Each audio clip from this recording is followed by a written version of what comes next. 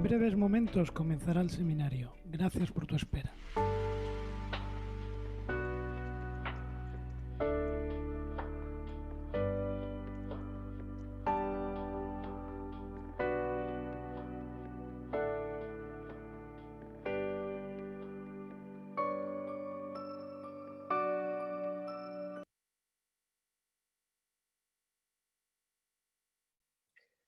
Buenos días a todos. Cuando ya son las 10:01, vamos a dar comienzo a este seminario, a este encuentro, a estos desayunos jurídicos. Soy Miguel Ángel Villanueva, soy el director de Relaciones Institucionales de Legalitas, la Fundación 11 y la Fundación Legalitas, por medio de su Legalitas Lab. Os damos la bienvenida a este encuentro, a este desayuno jurídico, en el que vamos a hablar sobre brecha digital, una educación para todos en tiempos de COVID.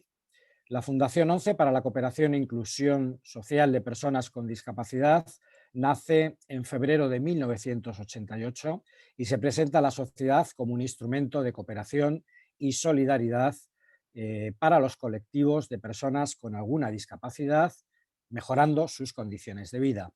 La Fundación Legalitas nace en 2013 como un instrumento de responsabilidad social corporativa de Legalitas, con la vocación de apoyar a los colectivos más vulnerables de la sociedad y especialmente a los menores.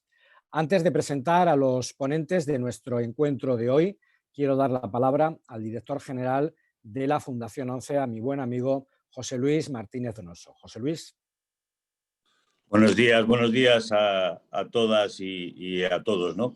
Bueno, en primer lugar, aunque no hemos empezado bien el año acompañado de esta Filomena y también con este rebrote que en este momento tenemos, yo creo que como estamos a día 14, tenemos la posibilidad de recuperar el año y que todos podamos tener nuestra dosis de felicidad, ¿no?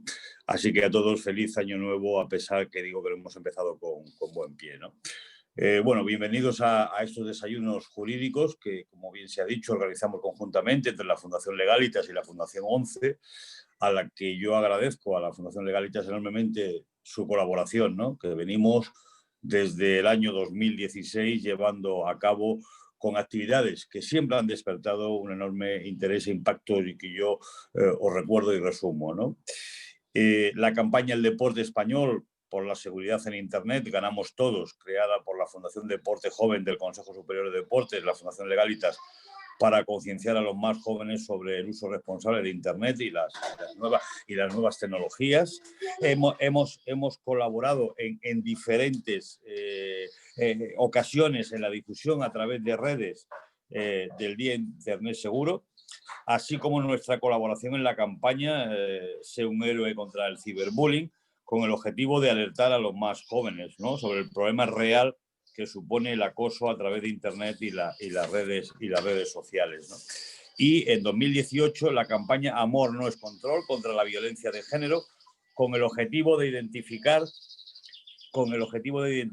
en este caso las diferentes conductas delictivas relacionadas con el ciberbullying y la violencia de género entre los adolescentes. Decir que ayer esta campaña se ha vuelto a reactivar después de 2 años, porque ha sido la Guardia Civil quien ayer la ha vuelto a poner en marcha, y la verdad es que nos sorprendió el gran impacto que tuvo de inmediato con la puesta en marcha de la Guardia Civil de esta campaña a través de redes sociales, ¿no? En definitiva, compartimos con la Fundación Legalitas una clara vocación social, así como un compromiso común de servicio y dedicación a los más vulnerables, y queremos continuar en esta línea. Por eso este año ponemos en marcha, como ha dicho Miguel Ángel, una nueva iniciativa de los desayunos jurídicos Fundación 11 Legalitas Lab, con la que damos comienzo a una serie de webinars sobre diferentes temáticas que tendrán lugar a lo largo de este primer trimestre del 2021, ¿no? El objetivo de la iniciativa que hoy nos reúne es poner en marcha una serie de desayunos jurídicos cuyo fin es abordar de una manera eminentemente práctica cuestiones de actualidad desde el punto de vista jurídico, para intentar dar respuesta a esas inquietudes que nos suscitan tanto desde una perspectiva global como desde el propio enfoque de las personas con discapacidad, ¿no? Hoy comenzamos este desayuno con un tema latente, ya se ha dicho, que es la brecha digital, una educación para todos y todas en tiempos de COVID. El próximo mes traeremos el empleo inclusivo, el teletrabajo y los nuevos escenarios de conciliación en tiempos de COVID. Y ya en marzo, la ética de los datos, algoritmos inclusivos. Como podéis observar, estos 3 webinars que os adelantamos pues son temas de actualidad que están presentes y vigentes en el día de hoy y que, como también he hecho referencia, no solo afecta a la sociedad en general, porque es en sí como se está produciendo, sino que en particular también se agrava estas situaciones con las personas con discapacidad. Sin más, quiero agradeceros vuestro interés y a los ponentes su participación, desearos un buen desayuno en el día de hoy y esperemos que los siguientes nos acompañéis, como digo, en estos temas de actualidad. Recibir un fuerte abrazo y reiterar mis mejores deseos para este año complicado, pero que siempre hemos demostrado como sociedad que somos capaces de salir adelante. Un fuerte abrazo, en este caso virtual, pero que de corazón os extiendo a cada uno de vosotros. Muchísimas gracias y muy buenos días. Pues muchas gracias, José Luis, por tus palabras. Te devolvemos ese abrazo virtual. Desde el pasado mes de marzo del año pasado, la terrible pandemia que azota al mundo y que tan desgraciadas consecuencias ha tenido con la pérdida de cientos de miles de vidas humanas en todo el mundo, ha cambiado nuestra forma de vida y, desde luego, ha tenido terribles consecuencias en todos los órdenes. Entre las consecuencias para la comunidad educativa, alumnos, padres, profesores, administraciones que tienen competencia en materia educativa han tenido que afrontar los problemas originados por los confinamientos que han imposibilitado y todavía imposibilitan en muchos casos la asistencia presencial a las clases por parte de los alumnos. La presencialidad ha sido sustituida por el seguimiento online con las necesidades tecnológicas que eso conlleva. Si nuestro sistema educativo ya reflejaba desigualdades asociadas al tiempo de enseñanza, a la disponibilidad de material didáctico o a las condiciones de las infraestructuras, la pandemia ha expuesto además otras desigualdades en cada una de las familias. No siempre hay una conexión a Internet, no siempre hay ordenador o tablet, no siempre es posible que un padre o que una madre pueda quedarse en casa atendiendo a sus hijos y no siempre el alumno o los padres tienen los conocimientos tecnológicos como para hacer este seguimiento online. La consecuencia es que se profundiza la brecha digital. Para hablar de estos y otros temas contamos con la participación hoy de Jesús Martín Blanco y Carlota Zapata Morales. Jesús Martín Blanco es licenciado en Información y Documentación por la Universidad de Salamanca, es máster en Comunicación de las Organizaciones, es el representante del CERMI como delegado de Derechos Humanos y Discapacidad para la Convención Internacional de los Derechos de las Personas con Discapacidad. Jesús, buenos días. Yo, si me permites, te hago una primera pregunta para entrar en materia.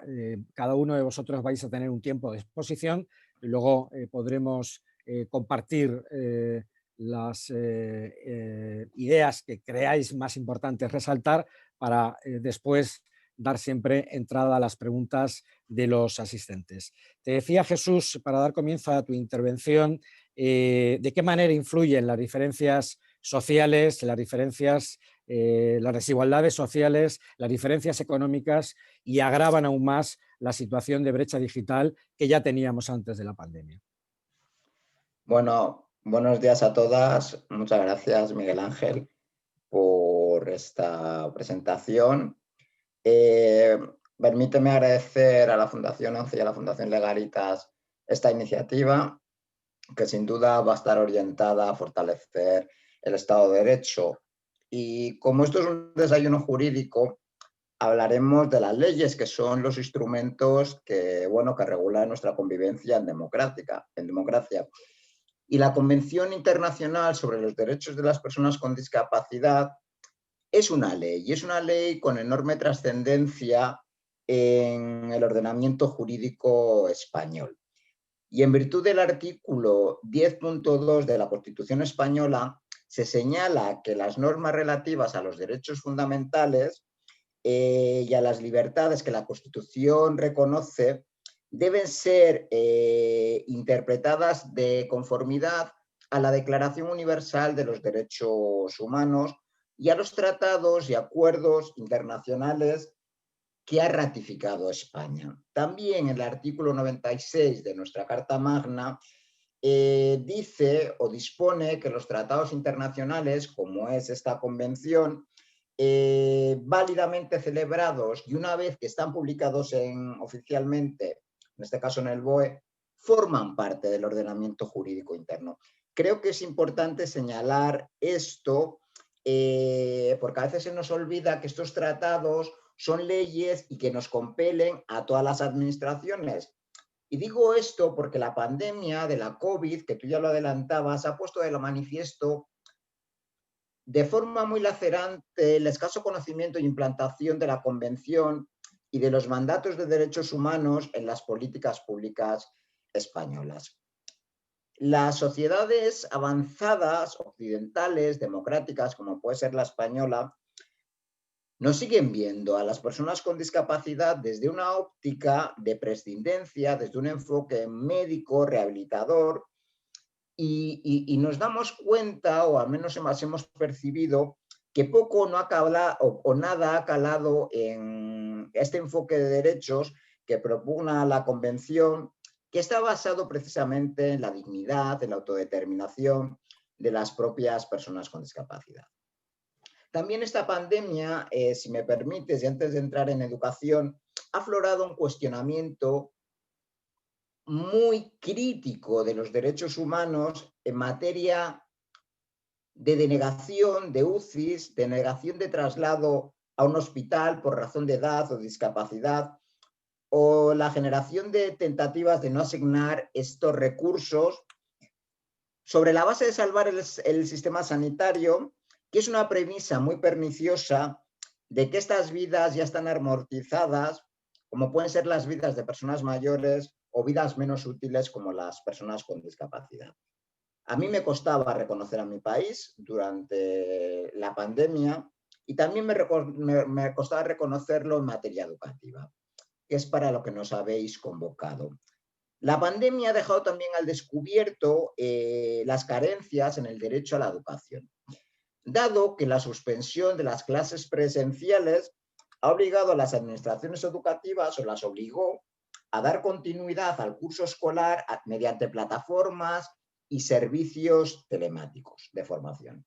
Si hacemos una lectura del artículo 24 de la Convención, que es el dedicado a la educación, dice que los Estados parte, como España, tienen que asegurar que las personas con discapacidad tengan acceso general a la educación superior, a la formación profesional, a todos los niveles de educación, en definitiva, durante toda su vida sin discriminación y en igualdad de condiciones que los demás.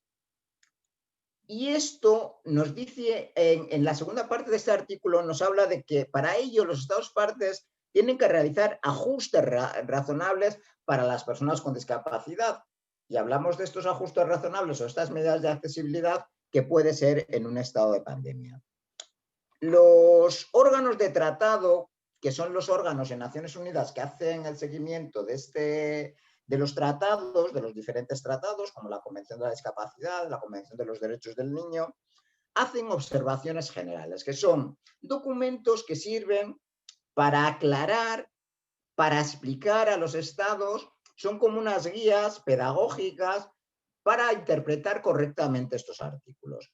Hay una observación general, que es la observación general número 4, que habla de educación. Y en esta observación se dice que en las situaciones de conflicto armado, las emergencias humanitarias, desastres naturales, que pueden tener un efecto desproporcionado en la educación inclusiva. Estamos hablando también de esta emergencia de la COVID, que podría entrar también en estas situaciones que aborda esta observación general. En este sentido, esta observación nos dice que los Estados parte deben adoptar todas las estrategias inclusivas de reducción de riesgos de desastres para la seguridad de las escuelas en situaciones de emergencia, para que los alumnos con discapacidad no se vean especialmente afectados. Y los entornos educativos provisionales en estos contextos, como puede haber sido las casas, en los confinamientos, deben garantizar el derecho a la educación de las niñas y los niños con discapacidad. A la educación en igualdad de condiciones que los demás. Aquí se ha visto conculcado claramente. O sea, los niños con discapacidad, al irse a sus casas y no tener pues esas plataformas accesibles, pues este derecho a la educación debe de quedar conculcado. También nos dice que debían disponer de materiales educativos, instalaciones escolares y asesoramiento accesibles, ofrecer, pone un ejemplo, formación en lengua de signos para el alumnado sordo. Sin embargo, como digo, esta ausencia de accesibilidad, o una vez más, habría que decir, la ausencia de accesibilidad ha comprometido el derecho a la educación del alumnado con discapacidad durante el estado de alarma. Ha provocado retrasos en el progreso educativo de este alumnado que afectarán o que han afectado a la finalización con éxito de su curso escolar. Prueba de ello, y pongo un ejemplo, fueron los contenidos lectivos que puso en marcha con buena voluntad el Ministerio de Educación y Formación Profesional y que se emitieron a través del canal infantil CLAN de Televisión Española, de la televisión pública, que no respetaron la realidad o que no tuvieron en cuenta la realidad de la infancia con discapacidad, especialmente aquellas niñas y aquellos niños con discapacidad auditiva, con discapacidad intelectual del desarrollo, ya que carecían de medidas como audiodescripción, lengua de signos, lectura fácil para que pudieran seguirlos. Tampoco se hicieron cargo las comunidades autónomas, que como sabéis son las responsables directas de la educación en nuestro país, cuando pusieron esas plataformas telemáticas no preveyeron los recursos para ni las medidas organizativas, ni metodológicas, ni curriculares, para que el alumnado con discapacidad pudiera acceder a esas plataformas y pudiera educarse. Estos recursos tuvieron que ser mitigados por nuestras propias familias y por las organizaciones del movimiento CERMI. Acabo con una, para luego ya centrarnos más en temas de propuestas, hablando de la asequibilidad. Tampoco se tuvo en cuenta que la pobreza está muy presente en las personas con discapacidad, en las familias que tienen niñas y niños con discapacidad. Porque pobreza, porque bueno, nosotros solemos tener muchos más gastos y solemos tener menos ingresos. Hay muchas madres y muchos padres que tienen que dejar su vida laboral para cuidar a sus hijas y sus hijos con discapacidad, especialmente cuando se trata de discapacidades intensas. Por tanto, pobreza y discapacidad se retroalimentan y forman un binomio tremendamente perturbador que incide también, o que ha tenido, bueno, o que se ha puesto de manifiesto, pues en estas familias que no tenían un internet de buena calidad, que no tenían buenos recursos como tabletas, como móviles, como ordenadores de última generación, para que estas niñas y estos niños estuvieran en la escuela. Decir que, bueno, que el alumnado con discapacidad, y esto quiero que se señale porque se suele hablar en las leyes de España, hablan del alumnado con discapacidad como alumnado con necesidades educativas especiales. Nosotros no tenemos necesidades educativas especiales, tenemos las mismas necesidades y el mismo derecho, sobre todo, a educarnos. Y que, bueno, y que, como digo, este estado de alarma, esta emergencia sanitaria o esta emergencia social, humanitaria, ha conculcado o ha sido conculcado por el Estado español. Yo no sé si me he pasado, que me imagino que sí, porque siempre me paso. Y con esto, bueno, pues doy por finalizada esta primera intervención y luego os comentaré algunas cosillas más, ¿vale? Muchas gracias, Jesús. Sin problema, yo creo que vamos a tener tiempo para después profundizar en alguno de los temas que me parecen muy interesantes que has planteado. Carlota Zapata Morales es licenciada en Derecho por la Universidad Complutense de Madrid, ha trabajado en diferentes administraciones públicas, es abogada de trayectoria larga y es experta en derecho administrativo. Carlota trabaja en Legalitas como abogada. Carlota, aparte un poco de las cuestiones generales que habíamos planteado en la introducción, la pregunta que yo te haría es qué problemas han originado a los padres estos seguimientos a distancia de las clases por parte de sus hijos y las principales consultas que habéis recibido por parte de vuestros clientes en este sentido. Hola, buenos días a todos y bueno, en primer lugar, gracias por invitarme a participar en estos desayunos jurídicos. Bueno, en cuanto a cómo se ha desarrollado en la práctica las clases a distancia en el confinamiento, pues en los primeros meses del mismo había muchísima confusión, tanto en las familias como en la propia comunidad docente. En muy pocos días se pasó de nada a todo tecnológicamente hablando, sin periodo de adaptación y además teniendo en cuenta la sensación de incertidumbre y caos que se respiraba a todos los niveles y en todos los ámbitos. Pasados los primeros meses de shock, la cosa pues poco a poco se fue normalizando, agilizándose los canales de comunicación entre profesorado, alumnado y padres, creándose aulas virtuales a través de correos electrónicos y con aplicaciones como Teams, pues que acercaban un poco más a profesores y alumnos. Así, muchas comunidades autónomas habilitaron plataformas para que tanto profesores como familias pudiesen acceder a ellas. Se trata de plataformas en las que los profesores, alumnos y centros disponen de un espacio para alojar y gestionar vídeos, imágenes, audios, actividades, comunicaciones. Si bien los problemas técnicos seguían siendo numerosos, pues porque se saturaban estos sistemas y por el poco tiempo en el que se habían desarrollado. En cualquier caso, el caso inicial poco a poco se ha ido relajando y las administraciones competentes han seguido trabajando en ello. Ahora, al suspenderse las clases presenciales en algunas comunidades autónomas por el temporal, encontramos una nueva oportunidad para ver qué avances ha habido desde el mes de marzo hasta el día de hoy y qué carencias. En este sentido, es significativo el menor volumen de llamadas que estamos recibiendo en Legalitas ante esta nueva suspensión temporal de las clases presenciales, lo que evidencia pues, que ha habido una mejora importante debido a la experiencia vivida, al mayor conocimiento de los medios para llevar a cabo las clases de manera telemática, así como a las medidas tomadas por las administraciones que, bueno, pues que se han hecho eco de las desigualdades existentes, poniendo a disposición de los colegios en muchos casos dispositivos tecnológicos para que los centros pues, los repartan entre su alumnado, dependiendo de las plataformas educativas y dando instrucciones más precisas, tecnológicamente hablando. Y ello porque la situación al inicio del curso era de total incertidumbre en cuanto a la evolución que iba a tener la pandemia. No se sabía si la presencialidad de los alumnos iba a ser posible durante todo el curso escolar. En cuanto a las preocupaciones de las familias, pues muchas familias llamaban preocupadas pues, por la imposibilidad de que sus hijos, por unos u otros motivos, no pudieran seguir las clases a distancia, pues básicamente motivos de conciliación con la vida laboral de los padres y motivos en su mayoría por falta de medios digitales.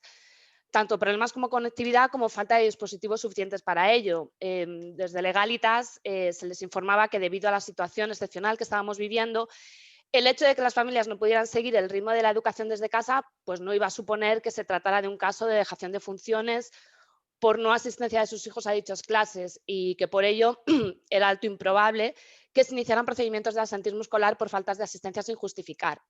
Sí que se les recomendaba pues que contactaran con los centros y profesores por otros medios, pues para intentar llegar a soluciones al alcance de las familias. En este sentido, tanto centros como docentes han hecho un esfuerzo enorme por tener integrados a todas las familias. De hecho, muchos profesores que también carecían de medios proporcionados por los colegios utilizaron sus medios propios. Lo que sí que se ha evidenciado durante toda esta pandemia en cuanto a brecha digital se refiere es la desigualdad que existe, porque en gran medida esta brecha digital es mayor o menor dependiendo de la zona o barrio en la que se ubica el centro escolar. Así, en zonas con rentas altas no han tenido muchos problemas y en la mayoría de los casos las familias respondían, pues debido a que ser zonas cuyas familias tienen rentas medias o altas, pues disponían de conectividad, de dispositivos suficientes y que además, al ser padres, muchos de ellos trabajadores cualificados, pues tenían conocimientos para colaborar con sus hijos. En los colegios situados en estas zonas, pocas eran las familias que no respondían. Sin embargo, En aquellos centros escolares que están situados en barrios o zonas pues, más humildes, es donde más se ha evidenciado esta brecha digital. Pues, son familias que no disponen de medios ni de formación que la situación requería, y además, al ser en población en muchos casos muy afectados por problemas añadidos de la pandemia, pues el paro, la falta de recursos, los problemas para pagar los alquileres, los ERTEs, bueno, circunstancias que todos conocemos. Y esto hacía que las familias tuvieran pues, que priorizar sus recursos y priorizar también sus preocupaciones, dejando muchas veces, por no tener más remedio, pues la educación un poco más aparte. En estos colegios hubo pues, un 40% de familias con las que no se pudo contactar. Esta brecha digital, al igual que la pandemia, se ha manifestado pues a nivel mundial, no solo en España, y por ello la UNESCO ha creado la Coalición Mundial para la Educación COVID-19 para buscar pues, soluciones equitativas y lograr que la renovación digital en el ámbito educativo, en un periodo de interrupción repentina, pues que la educación sea inclusiva, que las clases no presenciales sean inclusivas. Quería mencionar también lo que a nivel legal dice la ley de la obligatoriedad de las administraciones competentes en educación de proporcionar los medios adecuados para que esta educación a distancia pues, sea igualitaria para todos. Y tenemos la Ley de Educación 2006, que en su articulado establece que corresponde a las administraciones educativas dotar a los centros de los medios materiales y humanos necesarios para ofrecer una educación de calidad y en igualdad de condiciones. Añade que los centros disponen de la infraestructura informática necesaria para garantizar la incorporación de la información y comunicación en los procesos educativos. Bien, cuando se redactó esta ley era totalmente inimaginable una situación como la actual que estamos viviendo y hemos vivido en cuanto a una educación en masa domiciliaria. Este artículo establece el deber general de que la Administración debe proporcionar los medios más adecuados para ofrecer una educación de calidad y en condiciones de igualdad. A la vista de la evidencia de la desigualdad en cuanto a la brecha digital de la que antes he hablado, este enunciado cobra muchísima mayor relevancia. Asimismo, hace mención a la modernización digital de aulas y de medios de comunicación, pero no está pensado ni muchísimo menos para una sustitución de la educación presencial por la educación a distancia de todo el alumnado, puesto que recordemos que en España la educación tiene un carácter eminentemente presencial. Los casos de educación a distancia que hasta el momento estaban contemplados por ley son casos muy concretos, contemplándose la educación a distancia solo en casos de enfermedad del menor, vida itinerante de los padres o residencia en el extranjero, que se gestiona en la delegación territorial correspondiente, aprobando dicha modalidad de educación hospitalaria o domiciliaria, según el caso, y disponiendo las consejerías del profesorado y material adecuado. Al tiempo de la aprobación y muy próxima entrada en vigor de la ley de modificación de la LOE, todos conocemos como la ley CELA, nos encontramos con una situación y una realidad totalmente diferente, pues en la que nos hemos dado cuenta de que todo puede pasar, y que una situación que antes no estaba prácticamente regulada debe estar regulada, protegida y prevista. Así, en su disposición adicional 10ª, dice: el Ministerio de Educación y Formación Profesional, en colaboración con las administraciones educativas, definirán un modelo de plan de contingencia para dar continuidad a la actividad educativa en cualquier circunstancia. Dicho plan contendrá las medidas que garanticen la competencia digital de los alumnos y profesores, reduciendo las brechas digitales de acceso y uso. Se ha hecho mucho y en muy poco tiempo, pero queda mucho por hacer.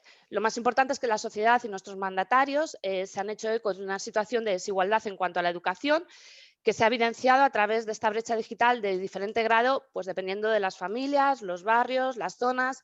Y no olvidemos que todos tenemos derecho a una educación inclusiva, de calidad, gratuita y en condiciones de igualdad. Con esto he terminado. Muchísimas gracias. Pues muchas gracias, Carlota. Yo creo que vamos bien de tiempo, mientras que esperamos que nos entren más preguntas por parte de los asistentes a este desayuno jurídico.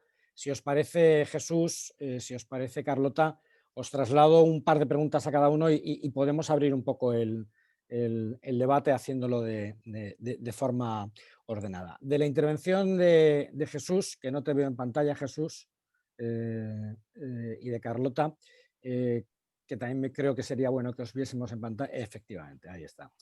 Jesús, ¿tú crees que la sociedad civil debe de jugar un papel importante, quiero decir. Cuando hablabas antes, por ejemplo, de las plataformas telemáticas o de los propios medios de comunicación que han desarrollado diferentes plataformas, no sé si de formación, pero sí de entretenimiento, ¿podemos esperar más de la sociedad civil?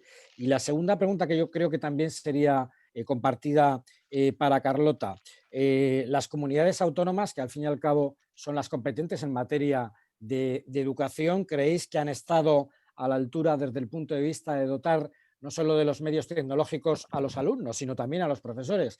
Todos conocemos cómo muchos profesores desde su teléfono móvil han tenido que llamar a sus alumnos para hacer un seguimiento de la actividad, y cuando hablamos además de los alumnos que tienen algún tipo de discapacidad, Jesús, supongo que esta vinculación con el profesor es mayor para hacer un seguimiento del progreso de ese alumno.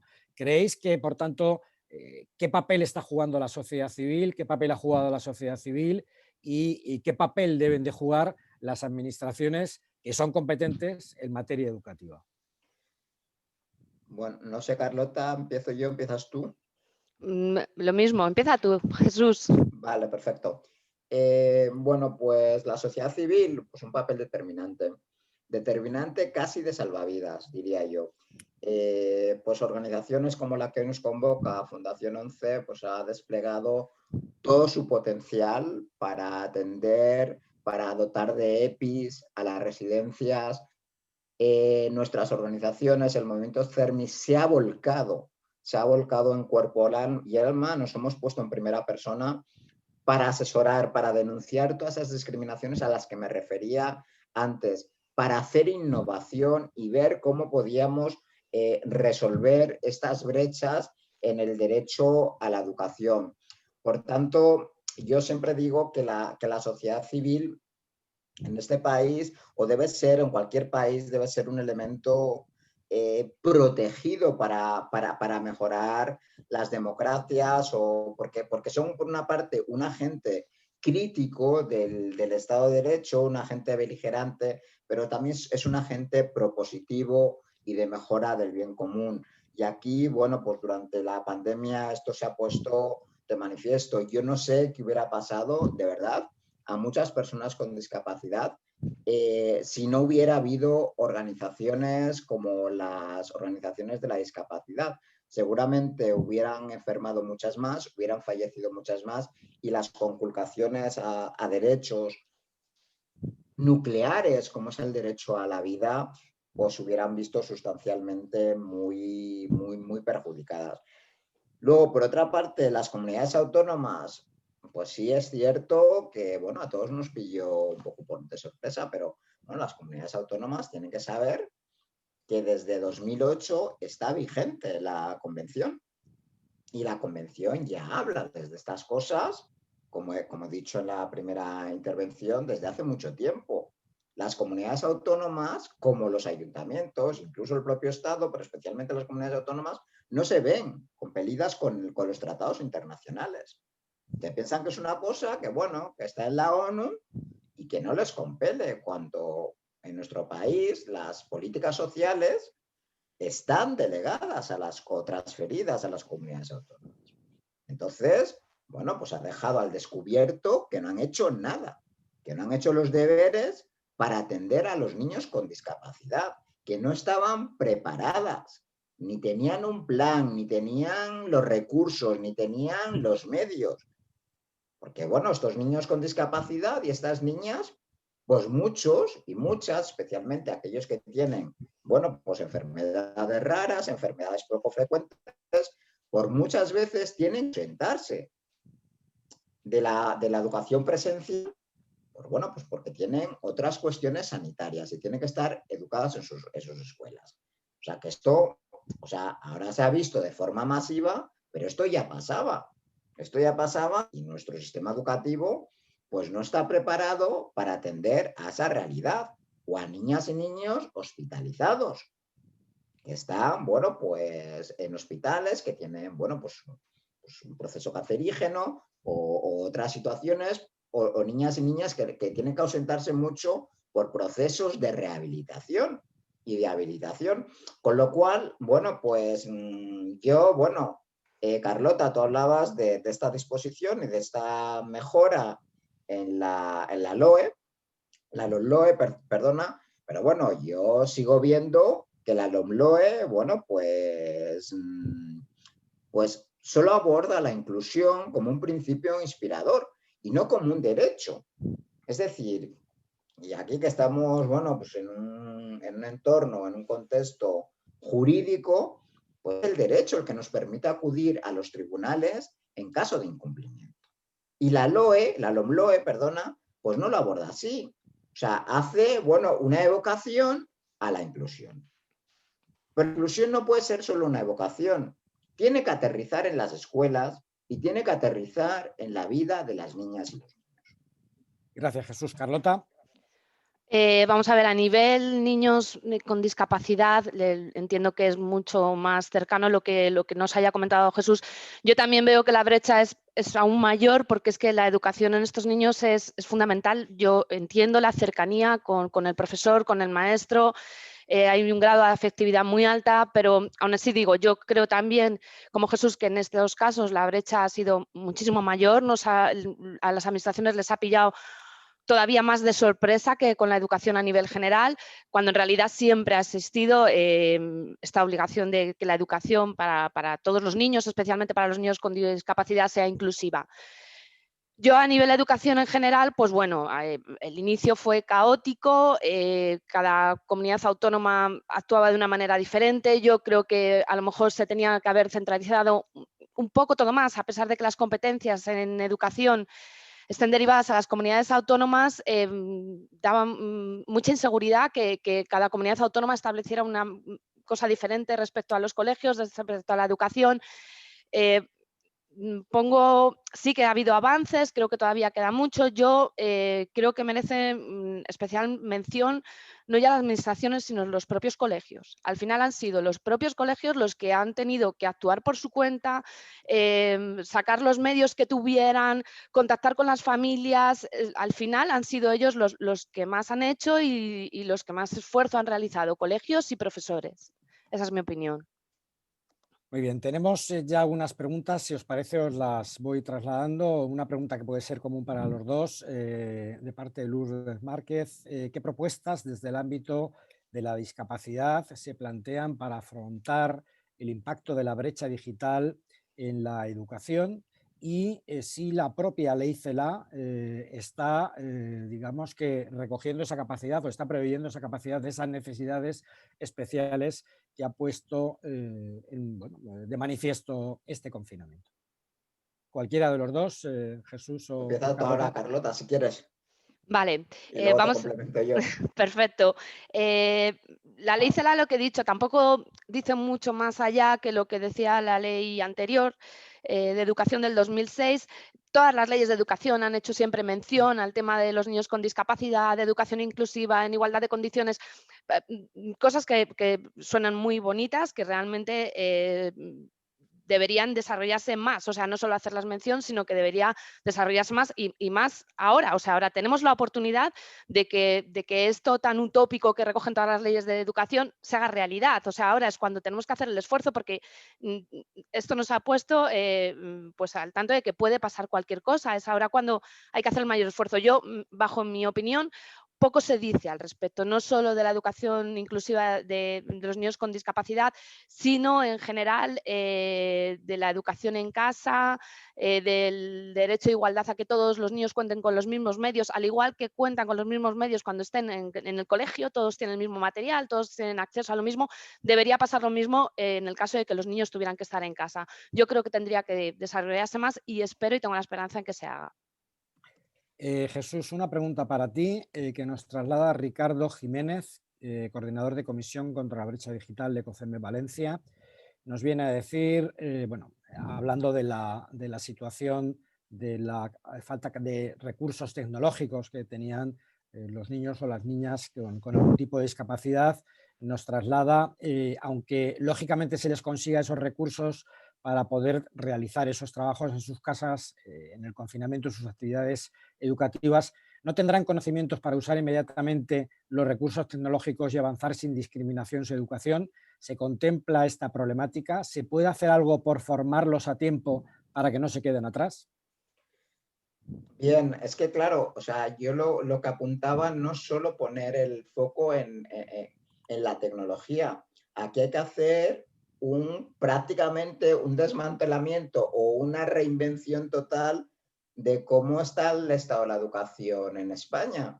Que esta ley, bueno, pues no ha sabido ver, porque esta ley, como decía antes, solo está pensada para niños que ven, que oyen, que caminan, que son españoles, que tienen una renta más o menos media. Todo lo que no está dentro de esos parámetros se queda fuera.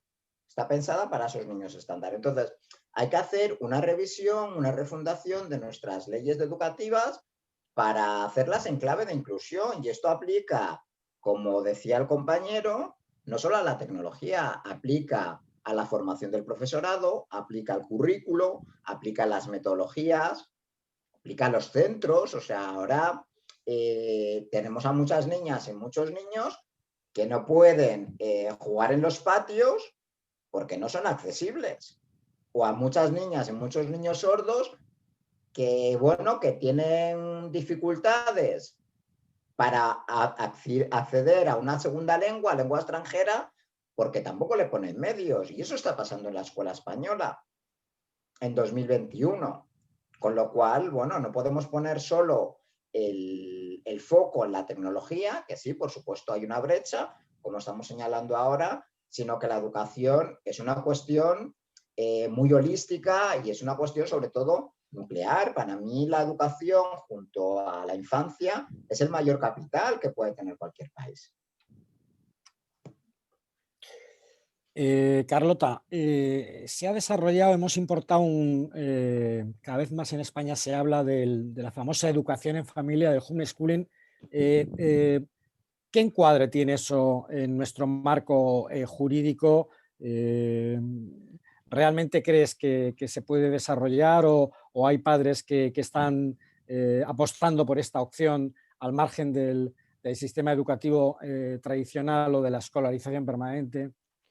Vamos a ver, hay padres que están optando por esta opción, pero un poco, digamos, pues al margen de la ley, pues porque su situación personal y familiar les obliga a ellos y han tenido que tomar la decisión, a pesar de que la ley dice que la educación es obligatoria desde los 6 hasta los 16 años, de que sus niños no vayan al colegio, pues porque tienen miedo y además muchas veces tienen miedo porque realmente hay un problema en casa de riesgo, es decir, personas, niños y niñas que viven con personas mayores, con personas enfermas con riesgo y que tienen muchísimo miedo los padres de que sus niños no solo se contagien ellos, sino que lleven la enfermedad a casa. Entonces, un poco ha sido por cuenta propia de ellos. ¿Por qué? Porque la ley no regula en ningún caso la educación a distancia, la educación en casa. En otros países sí que está regulado. En España no está regulado. No es ilegal, pero tampoco es legal. Hay un vacío legal en este sentido.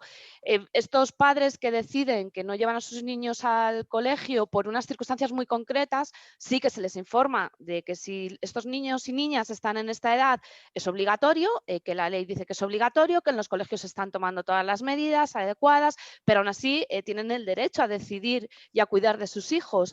Deciden no llevarles, lo que se les recomienda es que lo pongan en conocimiento del colegio de manera totalmente motivada, explicando las causas por escrito, con registro de que se ha comunicado al colegio, se han explicado las causas, que pida al colegio medidas para llevar la educación desde casa, que ellos mismos lleven un dossier y lo presenten al colegio para demostrar que estos niños están siendo educados, que no hay un abandono de funciones respecto a ellos.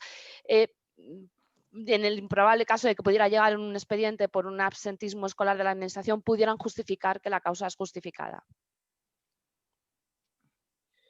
Jesús, hay una pregunta para ti que nos traslada Miguel Ángel Cabra. ¿Tiene el CERMI un plan para mejorar la aplicación de la Convención? ¿Cuáles son sus prioridades en estos momentos? ¿Se utiliza la litigación estratégica? Por supuesto, o sea, nosotros, el CERMI es el mecanismo independiente de seguimiento de la Convención, es un reconocimiento, un estatus que tenemos y reconocido por el Estado español ante Naciones Unidas para seguir y para que el Estado no sea juez y parte del seguimiento de este tratado.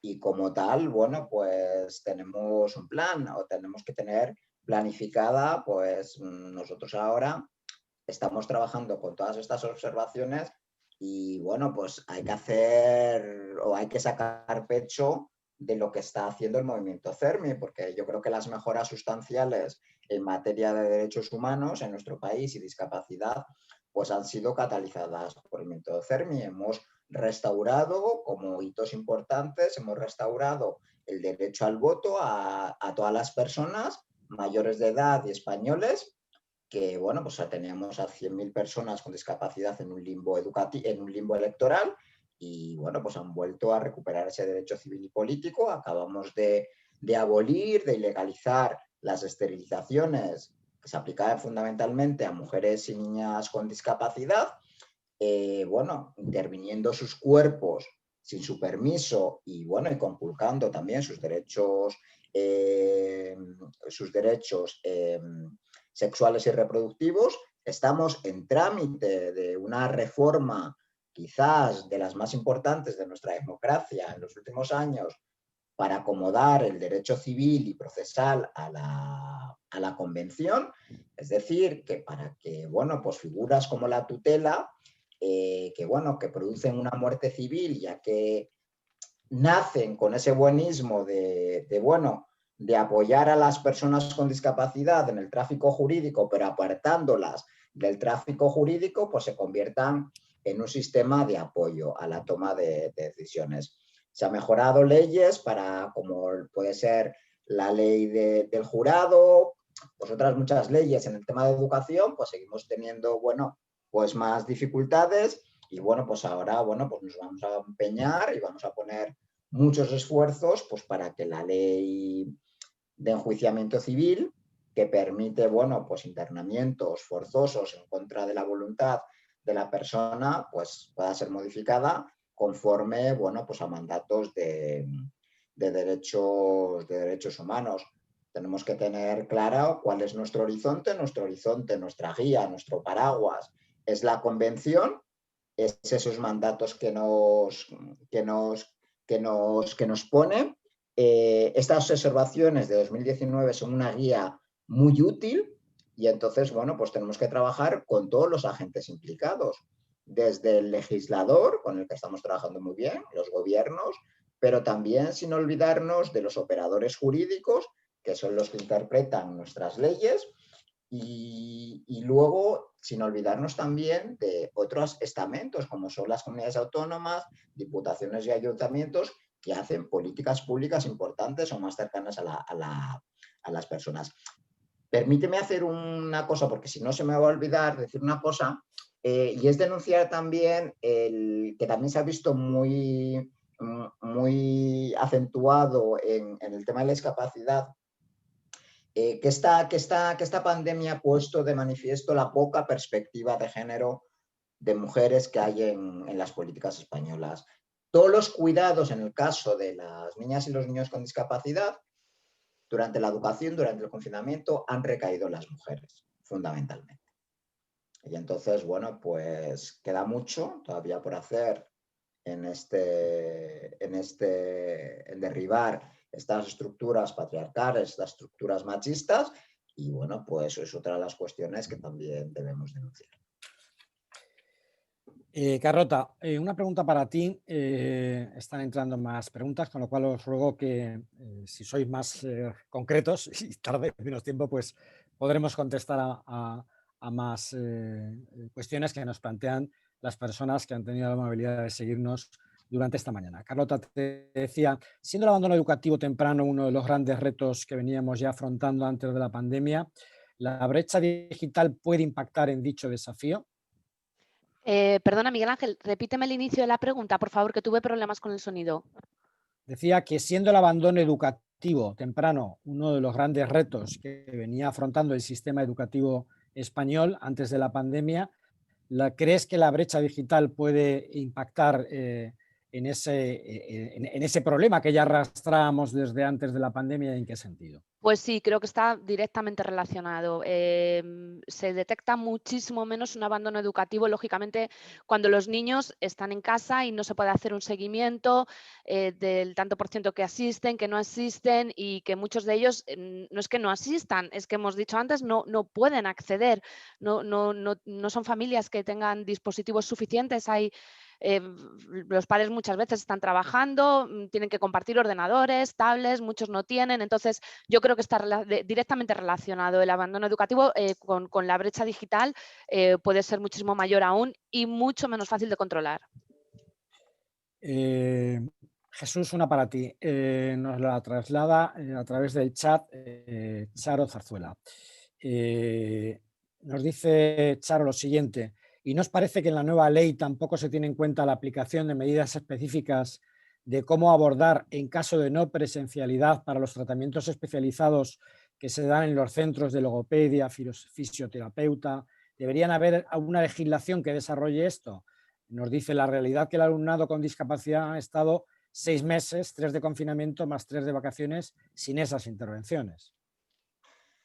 Sí, por supuesto. O sea, la nueva ley, como yo he dicho, bueno, pues habla de la inclusión de una manera muy general, tampoco hace un abordaje muy profundo en el artículo 74 de cómo de cuáles son estas realidades que, como bien apunta la compañera, se dan mucho en las situaciones de discapacidad.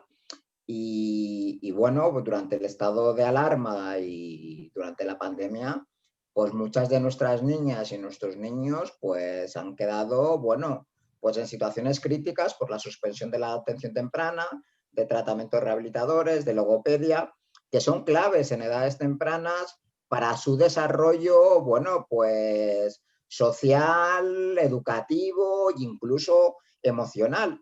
Con lo cual, bueno, pues siempre, o al menos así yo lo veo, también como persona con discapacidad, al final, como estas estructuras o estas políticas no están como muy bien consolidadas, pues cuando tenemos algún terremoto de esta índole, pues se caen, ¿no? Porque son estructuras o políticas que en muchos casos tienen una enorme fragilidad. Entonces es muy fácil desmantelarlas. Bien, estamos ya con las 10:53. Nos quedan todavía 3 preguntas y ahí me gustaría que al menos dedicásemos un minuto por parte de cada uno de vosotros a un capítulo de propuestas de mejora, ¿no? Es decir, hemos descrito un poco la situación y bueno, yo creo que también tenemos que implicarnos en ofrecer alternativas. Pero antes de ese planteamiento resolutivo o de propuesta de resolución, según lo veis vosotros, para acabar con esa brecha digital, tenemos 2 preguntas. Cualquiera de los 2 puede responderlas. ¿Cómo podemos lograr, nos la traslada Mercedes Cuadrado, cómo podemos lograr una educación inclusiva y una más específica para Jesús? ¿Qué herramientas cree Jesús que los padres y niños deben desarrollar para acompañar y mejorar el día a día de alumnos con discapacidad? Bueno, no sé, por alusiones. El tema de la educación inclusiva, para mí tiene que cumplir 3 criterios, y es presencia, progreso o aprendizaje y participación. Ahora mismo, bueno, seguimos teniendo pues 2 sistemas paralelos, la educación especial, la educación ordinaria, pero bueno, ni una ni otra son inclusivas. La educación ordinaria, por mucho que diga el gobierno, no es inclusiva. Entonces, ¿qué hay que hacer? En primer lugar, tener leyes potentes, leyes que aborden la inclusión, como decía antes, como derecho, que traten a todas las niñas y niños en condiciones de igualdad y no discriminación. Y esto tiene que trascender a la discapacidad. Estamos hablando de alumnado gitano, estamos hablando de alumnado migrante, de alumnado pobre. Todas esas situaciones, pues sigue habiendo elementos de segregación y elementos de desigualdad que nuestras leyes de educación, nuestras políticas educativas no han sabido resolver. Las familias, junto con la escuela, pues es un espacio clave para el desarrollo emocional, afectivo y educativo de las niñas y los niños. Con lo cual, a este soporte vital que son las familias, las tenemos que ver como un agente más en la educación de nuestro país. Y para eso, pues necesitan elementos de protección social, elementos de respiro familiar, y necesitamos, bueno, pues una política vigorosa de familias, de diversidad familiar, para que estos padres y estas madres, pues muchas veces que tienen que dejar sus empleos, pues se vean resarcidos con otras medidas económicas para que sus rentas no se vean mermadas, porque evidentemente están haciendo una contribución altruista al Estado español, asumiendo la educación de sus hijas y sus hijos. Con lo cual, bueno, pues es así como yo lo veo. Espero poder haber contestado a la compañera. Carlota, ¿alguna cuestión en este sentido? No, en principio ratifico todo lo que ha dicho el compañero Jesús, porque esta pregunta iba muy encaminada a personas con discapacidad, donde el compañero tiene una experiencia que no puedo rebatir. Estoy totalmente de acuerdo. Muy bien, pues si os parece, como tenemos ya los últimos minutos, 4 minutos, si os parece, os concedo un turno a cada uno de vosotros, en el que me gustaría que reflejásemos algún tipo de propuesta para mejorar la situación que evidentemente hemos descrito como una situación que afecta a muchos alumnos, que afecta a la comunidad educativa en general, a los padres, a los profesores y evidentemente a las administraciones que tienen la competencia en esta materia.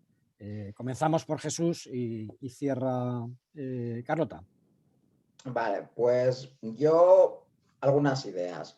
Tenemos que contar con una sociedad civil fuerte, articulada, porque nos hemos dado cuenta que, como decía antes, ha contribuido a mitigar a través de actuaciones de denuncia, de toma de conciencia, los efectos más duros de esta crisis en el caso de las personas con discapacidad. Tenemos que poner en valor los derechos humanos, porque los derechos humanos, hablando en este caso en términos clínicos, van a ser la mejor vacuna para mitigar los efectos de esta pandemia en el caso de las personas en situación de vulnerabilidad, como somos las personas con discapacidad. Pero también son un escudo infranqueable para proteger nuestra integridad, nuestra indemnidad ante las consecuencias sociales, educativas, laborales, sociosanitarias o económicas de esta pandemia. Sí que tengo que decir que, bueno, que también hay que denunciar que las políticas de austeridad y la falta de inversión, pues, en servicios que aseguren los derechos humanos, como la salud, la educación, la vida, pueden comprometer al final la propia estabilidad de los estados. Y el diálogo civil debe ser un principio que, a mi juicio, debe presidir cualquier política pública. Debe ser un instrumento de higiene democrática, y así ha quedado demostrado en esta crisis que las organizaciones sociales son más útiles y más necesarias y pueden acompañar muy bien a la mejora colectiva. Debemos mirar o debemos hacer un cambio de paradigma y mirar todos los servicios públicos, también la escuela, en clave de inclusión, ya que esta pandemia, pues como hemos visto a lo largo de este webinario, ha puesto de manifiesto muchas carencias para atender a las personas con discapacidad en esta situación absolutamente excepcional, y ha comprometido derechos fundamentales como es la educación, ¿vale? Y ha dejado muy en precario un derecho clave como es la atención sanitaria de estas personas. Y esta crisis también ha evidenciado, y por eso tenemos que hacer una propuesta en ese sentido, de esta necesidad perentoria de transitar hacia un modelo de vida en comunidad. En este sentido, urge poner en marcha un plan de desinstitucionalización, de vida independiente que garantice, pues, la autonomía de las personas con discapacidad, que proteja su integridad y su inclusión en la vida en comunidad. Muchas gracias, Jesús. Carlota. Vamos a ver, yo creo que hay una palabra clave que debe regir en todo esto, y para mí la palabra clave es la palabra colaboración. Es decir, es muy bonito que el Gobierno haya puesto en su nueva ley CELA que se va a desarrollar un plan de contingencia, pero realmente se tiene que desarrollar este plan de contingencia. Yo quiero que se materialice y lo que espero es que en este plan de contingencia den oídos a todos, es decir, a las comunidades autónomas y muy especialmente creo que a los ayuntamientos, que al final son los que están más cerca del ciudadano. Esta colaboración, en primer lugar, yo la pondría entre colegios y ayuntamientos para que se detecte las faltas de asistencia y las carencias de aquellos niños pues, que no tienen medios y que no tienen manera de acceder, y ayuntamiento, comunidad autónoma. Y a partir de ahí, colaboración por parte de todos, estatal, autonómica, de los colegios, para mí es lo básico. Bueno, pues yo creo que ya son las 11:01, con lo cual hemos cumplido con nuestro objetivo. Quedan 2 o 3 preguntas que están entrando ahora. Os ruego que permanezcáis para poder responderlas vosotros, de forma que hayamos cerrado el ciclo y te den todas las preguntas contestadas. Os agradezco mucho vuestra participación en esta jornada. Espero que el objetivo que nos habíamos planteado la Fundación 11 y la Fundación Legalitas de analizar este tema con 2 expertos como son Jesús y Carlota haya aportado no solo un diagnóstico de la realidad, una denuncia de los problemas a los que nos enfrentamos con esta brecha digital, sino también esta capacidad de proponer acción coordinada entre todos los operadores, entre la comunidad educativa, entre los padres, entre los profesores que han jugado un papel extraordinario durante esta pandemia, garantizando ese derecho a la educación por parte de los alumnos y, por supuesto, de quien tiene las competencias económicas en este asunto que son las comunidades autónomas. Os agradezco a todos vuestra participación, Jesús, Carlota, José Luis, y os emplazo para nuestro próximo webinar, que será en el mes de febrero y en el que vamos a hablar sobre empleo inclusivo, el teletrabajo y los nuevos escenarios de conciliación en tiempos de COVID. Buenos días a todos.